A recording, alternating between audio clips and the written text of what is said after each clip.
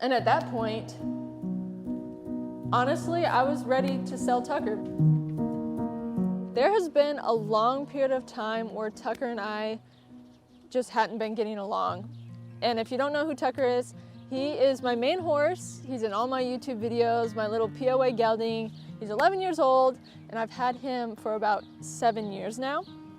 But it all culminated back in the summer of 2022, where leading up to it, he had just been really anxious and nervous all the time and just not his normal self. Like almost to the point where it was a little bit dangerous. Like I would go to clean out his feet and he would freak out and jump over me, or he would just be super spooky. But there was one instance where it all kind of came to a head, and it was, we were out on a trail ride and he was starting to get worked up and I was starting to get frustrated with him, and he popped up and did a little rear, which was very unlike him. He never does that.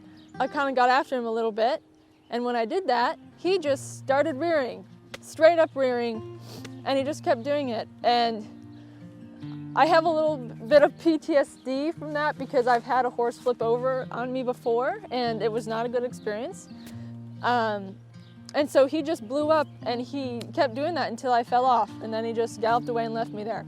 That was really a moment where I was like, what is going on? Tucker hadn't always been like that. When I first purchased him in Oklahoma, like 7 years ago, he was unbroke, he was very sensitive, but he was a great horse, super easy to train, didn't really get worked up at much, and we got along really well. And I always liked having him around and had fun riding him, but just over time, especially since moving back in Virginia in 2020, and we moved back to work on our business and our YouTube and our website. But since that time frame, just over those last few years, I just noticed him getting progressively worse. Like he would get super anxious and super nervous and just always on guard. I thought he had ulcers, and then I thought he had like a magnesium deficiency. So I was trying to treat all of these problems, but nothing was really working. And then that happened. And at that point, honestly, I was ready to sell Tucker because we just weren't getting along. I got frustrated every single time I worked with him. I wasn't having fun anymore, and it was just really hard. And I thought it would be best for him and for me if we just parted ways. If he went one way and I went the other, because every time I go out to ride, it'd be like a mental breakdown. In terms of I would get upset because he was just so anxious, and I'd get frustrated because he wasn't doing what I wanted him to do. And on top of that, you know, we're trying to film videos and stay prevalent on social media, and so get all this content, but it's not working out because this is going on. And it was not good at all. I was ready to be done with him. Usually if we hear someone talking about selling their horse, it's like a big deal, and we're like, how could they do that? That's so awful. But honestly, it was to the point where I thought he would have a better life without having my frustration and my stress constantly over him. So I don't think it's a bad thing to sell your horse, first of all, if you're having these problems. And I don't think it's a bad thing to recognize that there's a problem and that maybe this horse would be better off in another home. That being said, I feel like if you are having those problems, before you sell the horse, you always need to do what you need to do to see if you can make it work. So Tucker reared and threw me off, and I just could not trust him anymore.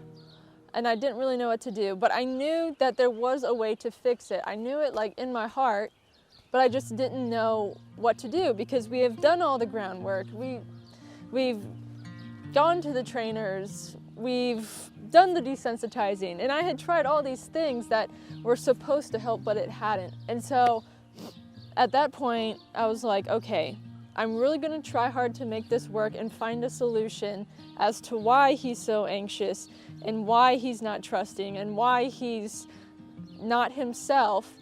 I'm gonna try and find a solution before I decide whether or not it's best to just find him a better home. The first thing I'll say is that if you ever feel stuck with your horse, the best thing to do is go to a trainer's or go to an instructor's and get someone else's point of view, because they can have an objective insight where they're not on the inside trying to figure out what's wrong like I was. They can see it from the outside and clearly see who's at fault, what the problem is, and everything like that. So at that point, I started looking for a horse trainer that could work with me and kind of give me some insight in that direction.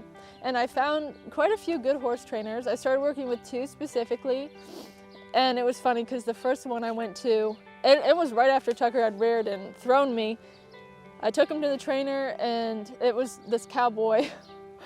And I had been telling him, I'm like, well, he reared and threw me the other day, and he's constantly spooky and really anxious and blah, blah, blah.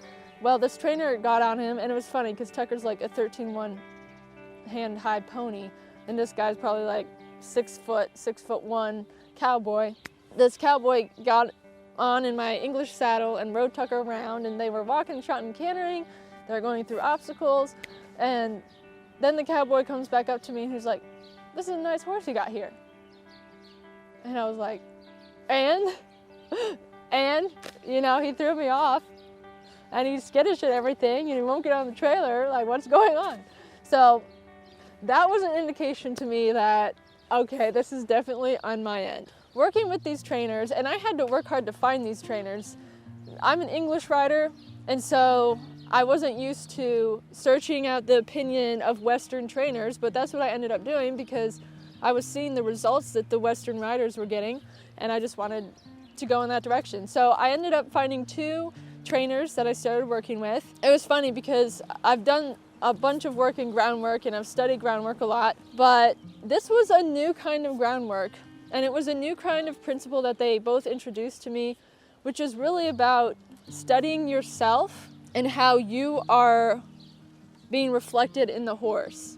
Because basically all the problems your horse is having is usually a reflection on yourself. They really started pointing me in that direction and making me cognizant of the fact that this wasn't Tucker's fault, this was all my fault.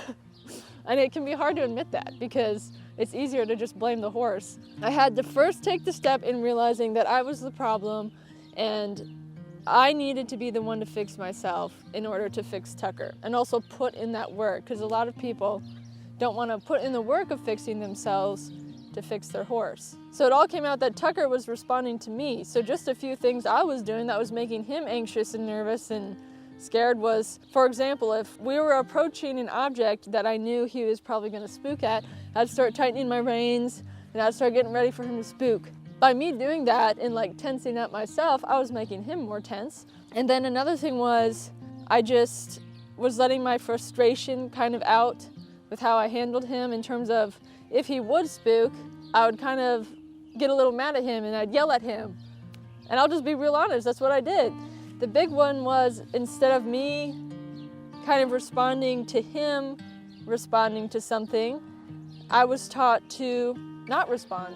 And by not responding, you're showing your horse that there's nothing to really worry about. And just by doing that, it changed his outcome a lot. Another thing that really helped me was we moved here. So we moved to our farm, and I got to see Tucker every day when I walked outside. I didn't always have to be working and getting film and pictures and stuff like that. I could just literally go out and sit in the field with him and just chill. And so that has played a big part in us coming back together. And now we're probably 8 months from that rearing incident and when that all went down. And I've been working for these 8 months to just get Tucker back to a place where he can trust me and I can be trustworthy. And I just think that we've gotten there.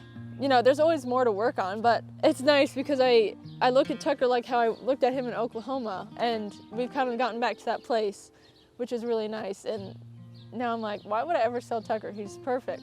Overall, that taught me so much about how to work with horses and how to handle horses. Like, that was a big thing I was missing in my knowledge. It was a good experience, even though it was a hard experience to go through, and thinking that I had failed in my horse training, which I had, but that I was able to learn what I needed to learn to fix the situation. At the end of the day, horse ownership is a journey, and it's not always going to be easy. And as I make videos about horses and about training horses, I want it to be real and authentic, and I want to share the hard parts of it, because if you're going through that, you're not alone, and you're not the first person to go through that. But for everyone who has stuck around for my journey, Thank you so much, and I'm so excited for what's coming. Tucker and I have a lot of things planned, and it's going to be very fun, a very big year. And in my free time, I've also been making some designs and putting them on t-shirts, so that's on my Etsy store, which you can check out the link in the description. And if you enjoyed this video, please be sure to give it a thumbs up and subscribe to our channel for more weekly horse videos.